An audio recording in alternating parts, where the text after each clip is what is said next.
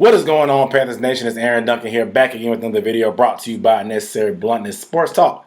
And today, we are talking about our general manager, Scott Fitterer, at the Senior Bowl. Gave some sound bites to the team beat writer, Darren Gant.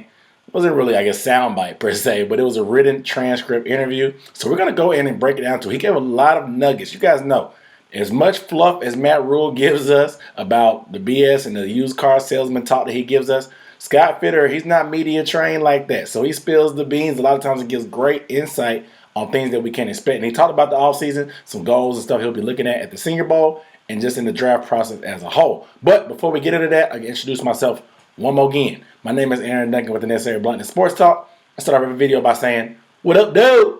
And here on the Necessary Bluntness, I give recap and analysis of the NFL. In particular, show a little extra love to them Carolina Panthers, you know what I'm saying? So if you want to see more videos about the Panthers do this crazy offseason and stuff that's about to go down, make sure you hit the subscribe button below and the bell icon. The bell icon is going to make sure you get notifications for anything I drop. But make sure you hit all, because once you get all notifications, you're not going to miss a thing, because I do live streams during the week. I do videos, analysis, film breakdowns, and all kind of draft stuff that's going to be happening this offseason. It's going to start cranking up more and more as we get closer to the Super Bowl and it passes by and we go into full offseason mode. So make sure you stay up to date, hit the subscribe button and the bell icon. Also, give the video a thumbs up, please, one time for the one time.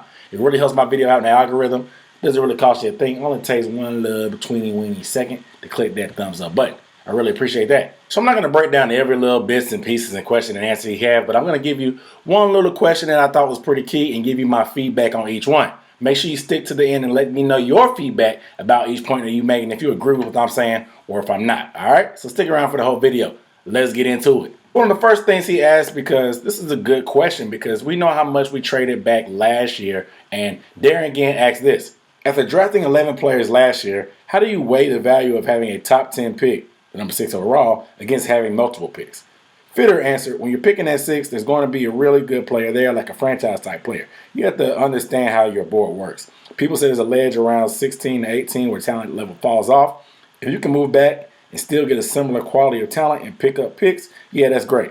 But we're not going to pass on a guy that we think is the game changer. You don't just move out of those picks unless you think you receive equal value and get more picks. And I thought that was major, because I think everybody is under the assumption that since we gave up those mid-round picks for Sam Darnold and only have one pick inside the top 100, it's almost a done deal that we'll move back. There's not any top quarterbacks that we think will be worth number 6. The tackle class scene and O-line class seems to be pretty deep, and we could pretty much draft anybody on the offensive line and we'll upgrade our group there. So moving back and still getting more picks and able to recoup those picks that we gave up for Sam Darnold seemed like the plan of action. However, the way Scott Fitterer is talking about, if we find a big splash guy that we like at 6, they're not going to be afraid to stay there and pull the trigger. Are there some players that we could possibly trade to get more picks? Possibly. We know A.J. Bouye was on the trading block this year. People are rumoring about Christian McCaffrey, even though I don't think he'll get moved. He could be a candidate to be traded for picks, possibly. You know what I'm saying? There's other players that we have with some value that could possibly be traded for picks, because we're a little short on cash against that salary cap. So we're going to need to be able to build through the draft and get some picks, or being able to get some guys off the books could be a possibility, guys. So I like that Fitterer is, you know, the mentality he has. He loves to pick. They think the top 15 is whatever, but they think 15 through 45 is equal or lesser value. So they're going to try to move back as much as possible in that range. We saw how much he did last year with all that trading. I don't think we trade as much this year because it seemed like it was almost overkill with the amount of talent that they passed up. Maybe Fitterer learns his lesson and doesn't listen to Matt Rhule too much and doesn't make too many trades this year. Hopefully, that's what this means to me. You guys let me know what you think about that question. But that leaves over the possibility of taking us a quality player up top if we do find one, because there are some good talented players. It may not be in the exact position of quarterback that we would love, or maybe even whatever. Maybe the tackles that we may like are gone before then. But if the right guy falls to our lap, we won't be afraid to make that pick. Not mad about what Scott Fitterer said. Let's go on to the next soundbite. And just to build off of that top 10 pick question that he asked, Darren Gant asks next, how do you balance the needs at multiple positions when you have a top 10 pick? Can a safety or a guy at another position be a game changer? Fitterer answered, it's possible. Everybody is unique, but there's a value to position though. Left tackles, corners, 3 techs, pass rushers, those are the game changers on your team, along with your quarterbacks. A safety can be, but it's not always probably at that level. If it was a safety that we wanted, that might be a position where you try to go back and see if you could get someone a little bit later. Talking about safety, I love how Darren Gantt did that because we all anticipate that Kyle Hamilton is the top safety out of Notre Dame. Some people are saying they wouldn't be terribly mad at this pick because he is a good player. We do need secondary help as far as the safety position. We think we could pair somebody young with Jeremy Chin and move on from Burris. However, Scott Fitterer seems to kind of devalue the safety position. We've seen that in the NFL thus far. That position seems to be an afterthought. If you have a good one, that's great. Obviously, the Broncos have Justin Simmons. There's Bates in Cincinnati. But corners have a lot more value than safeties. So even though you can get a big play guy at safety, I think they feel pretty good about Jeremy Chin. And Kyle Hamilton, although he's bigger and rangier than Jeremy Chin, I think that they feel comfortable with Jeremy Chin there in the veteran presence of Burris that they wouldn't feel too pressed to get Kyle Hamilton. Now, he's saying if it falls in his lap after they move back, that's a possibility. But you saw the positions that he emphasized. Corners, 3 techniques, left tackles, pass rushers.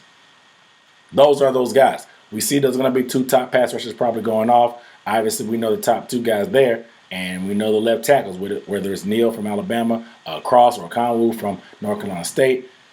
Those are the type of guys that they may value that could be there at 6. And he snuck quarterback in there at the end. I mean, there's a price to be paid, but I think this pretty much rules out the chances of us drafting Kyle Hamilton if we do stay at number 6. So I thought that was a big nugget because that Kyle Hamilton train started picking up a little bit of steam on Twitter as of recent. So something to pay attention to. Next up, the hot question that we all been wanting to know. Darren Gantt asked the big one. He said quarterback will obviously be a big focus this week. Is this a good a group as it's been at this event? Fitterer said there's been some good years here. Justin Herbert was just here a few years ago. There's always good talent, and it'll be interesting to see how these guys throw this week. We'll get a look at Malik Willis and Kenny Pickett and all the guys that are here and get a feel for them. And it's always different seeing them in person than it is on tape. That's why it's important to see them. But before I go on to the next question on that part, this was a major bomb. This was a major bomb. The fact that they're having this type of open discussion about the quarterback position lets me know that they're not sitting on their hands when it comes to Sam Darnold, for one. That's the biggest thing. 2, he mentioned Justin Herbert. That was the first name they mentioned. And before Scott Fitterer was here, Justin Herbert was a big guy on their list that the Panthers were targeting. We heard Phil Snow talk about they would have pulled the trigger on him. Matt Rhule even mentioned that a couple times before. Justin Herbert was a guy that was on their radar. He just didn't fall into the lap of the Panthers, and it was just unfortunate that it didn't work out. So I like the consistency there when they talk about that. However, moving on, the other 2 quarterbacks he named, Kenny Pickett, Malik Willis. We heard Scott Fitterer kind of indulge on Kenny Pickett in his press conference postseason, talking about that guy when he was asked about him, talking about the good traits they like. Obviously, we know the connection he has. Matt Rhule recruited him. They have this good connection. It seems like that he may be a favorite within the team. Not to mention, he has gloves on his hand like some of the other quarterback that was once brought in by Matt Rhule. I'm just joking on that point. But to hear him mention Malik Willis and not really name any other names because most of the top quarterbacks are there. Most of the top quarterbacks are at the Senior Bowl. But for him to only name those 2, that lets me know that they are looking at Malik Willis and Kenny Pickett strongly. We already knew about Kenny Pickett, but Malik Willis, he has those crazy traits, those Josh Allen-like traits, those raw talent, the ability to buy time, the strong arm, the slingshot of an arm. But he has those highs and those lows that need to be kind of reined in a little bit, fine-tuned. But the ceiling is high. We saw the type of quarterbacks that are playing in his final 4 teams that had a chance to go to the Super Bowl. Outside of Jimmy Garoppolo, the young guns like Mahomes, Joe Burrow, Josh Allen, they can move around. They can move around. And so you need that type of guy. We saw Tom Brady retire. The year of the pocket passer is gone. There's not enough quality offensive linemen that you can get in consistently to put together that protect a pocket passer like that. So you got to have a guy that can buy some time, use his legs, make plays, create those second play opportunities where you're scrambling around. And we know that Scott Fitterer has an opportunity after he coached Russell Wilson to see that shorter, stockier, playmaking type quarterback. Yeah, just keep that bug in your ear about Malik Willis and Kenny Pickett and the possibility of a quarterback here. Guys, let me know, what do you think about him talking about Kenny Pickett and Malik Willis? Am I reading into it a little bit too much? Or do you think that these are the top 2 guys in his eyes and most people's eyes around the league? And do you think there's a possibility that these guys' stock could rise to the point that they could be the pick for us at number 6? Let me know down below in the comments. The next soundbite by Fitterer reads like this. What are the things you look for and at in a quarterback this week? Fitterer. Just how live their arms are, how quick their feet are, how do they set up in the pocket? Are they balanced? Can they rip it? Are they seeing things through the progression on time? Are they processing quickly? It's not just all about arm talent or size. It's about being able to read and process quickly and deliver the ball and get it out on time. I thought that this didn't really seem like much. It seemed pretty generic, but it seemed like a lot of the stuff he was getting at is not stuff that we were getting for Sam Darnold. Was he processing stuff quickly? No. No. Because we see what happens when you process stuff quickly. You don't need a great offensive line, Joe Burrow, when you process stuff quickly and you can get the ball out your hands. How's his feet? Are they balanced? What gets Sam Darnold in trouble? Bad feet, bad balance, throwing off his back foot when he doesn't have to, not setting his feet, not stepping into throws. He's kind of throwing jabs and shade at Sam Darnold that it's not really the traits that he has, and this is what they're looking for. So Scott Fitterer just dropping some nuggets right there, man. So I think this tells me that they're not really sold on sticking with Sam Darnold, even though they're on the hook for that $18 million. We'll see what they can make shake. They have to move on from him, but it definitely seems like they're on the hunt for a quarterback that they like and fits the traits that they want. And last but not least, this is the billion-dollar question, because we know we're going to be on the fence. Without those mid-round picks, it's going to be crucial if we stick in position here and don't make any trades that we get this thing right. Darren Gant asked the billion-dollar question because some fans are wanting us to upgrade the offensive line, which is pretty much obvious. But we also obviously need help at the quarterback position. We've seen that a good quarterback in Joe Burrow, I keep talking about him, can overcome a bad offensive line. I don't think it's sustainable, and you could definitely need to target offensive line. But he was asked this question: how do you weigh the importance of finding a left tackle versus a quarterback when you're evaluating players? Scott Fitterer had to say this: you just take the best available. If you have a quarterback you think you can win with long term, obviously you probably lean that direction. Hint, hint, what he said about Joe Burrow. You're always going to look for that. It's not the safest way to go, but you have to take your shots. Anytime you're in the top 10, you got to think about taking a shot on a quarterback if you're able to. Left tackles are probably easier to identify. If you think they can step in and play left tackle for you for 10 years, that's always a solid pick as well. It's however you want to address it. But if you have a quarterback you like, you take a shot there. This is a bombshell. This is a bombshell.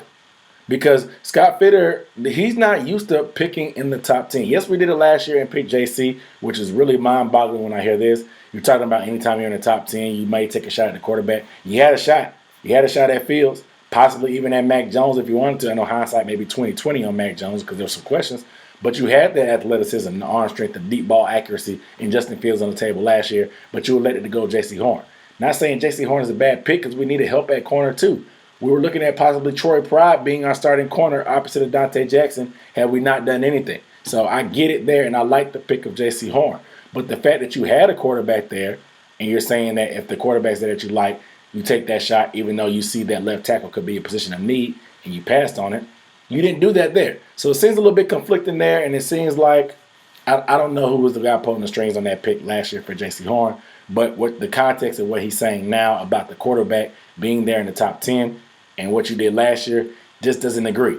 But let's move on from there. But the fact that he's saying that if you like a quarterback that much, you can be the answer long term, you go ahead and take that choice, because obviously the weight of a top quarterback or a Pro Bowl quarterback or all-pro quarterback, whatever, being your franchise quarterback outweighs any other position. That's why I had an issue with what he's saying now. If the quarterback holds that much weight, why would you take a shutdown corner? Anybody would take a franchise quarterback over Jalen Ramsey. I know if J.C. Horn can be Jalen Ramsey, I would love that. But a franchise quarterback carries a lot more weight. A lot more weight. So it is what it is there. But for left tackle, he seems like it's pretty easy to pick those guys. What he's saying, that talent and traits really translate pretty easy at left tackle. It's pretty hard to miss. So it seems like left tackle may be the fallback plan. If they're going to be teetering at the quarterback position and then they end up feeling like they got the guy, whether it's Pickett, whether it's Willis, whether it's Ritter, or whoever it may be, if they feel like he's there and they can get him and he's that guy and the answer long term, it seems like they're going to do it. But it seems like the fallback plan is, hey, we know we need to upgrade at left tackle. We know we need to upgrade on the offensive line. Let's go with an offensive lineman that we know fits and checks the boxes of the traits that we like. And let's not even overthink it, because last year we know Sewell was on their list. He was an unquestioned top lineman in their opinion. They had some questions about Slater's size and traits, and he wasn't their guy. If it's that easy, apparently, to pick a left tackle, why didn't they pick Slater? It's so easy to pick him. And some more conflicting statements from Scott Fitterer. That makes me wonder How much say did Matt Rhule have? We know the arm lift has been a thing that Matt Rhule's been preaching about. Scott Fitterer himself said in his postseason presser, that he wasn't really too turned off by arm length because there's other things you can do to compensate. So it makes me think that the J.C. Horn pick was a Matt Rhule decision. You can take that for what you want to do, because it seems like if anybody else had to say so, the easy thing would be to pick a left tackle and be done with it and have your long-term answer in the league for forever. But it's neither here nor there. Now, this is going to be interesting to see how the Senior Bowl week goes, especially without the Panthers coaching staff not being able to be there, get their hands on these guys like they did last year. Also, Scott Fitterer, he talked about him only being on the team for 3 days before he went to Mobile, Alabama to evaluate talent. Now that they've come together, had a full year under their belt, and they're getting ready to start their first full off-season together, they're on the same page objectively. They got some new coaches in here, some offensive line coaches that they said that Scott Fitterer even talked about, who's a great evaluator of talent. Scott Fitterer says like the cream of the crop is going to be at the Senior Bowl, so he'll have to have his work cut out for him to evaluate these guys there. So I'm really excited about what can come away from this and what Scott Fitterer can do. His comments today lets me know that quarterback is on the table. Tackle is definitely the fallback plan, and that seems like Matt Rhule had a lot more say-so last year in the draft process than we initially thought. But maybe I didn't know. Maybe I was being naive. But you guys let me know down below in the comments how you feel about these positions that Scott Fitterer took in these comments, and what do you think about the position I took on these comments and reacted to it. Let me know down below in the comments. Without further ado, I'll see you guys next time. Peace.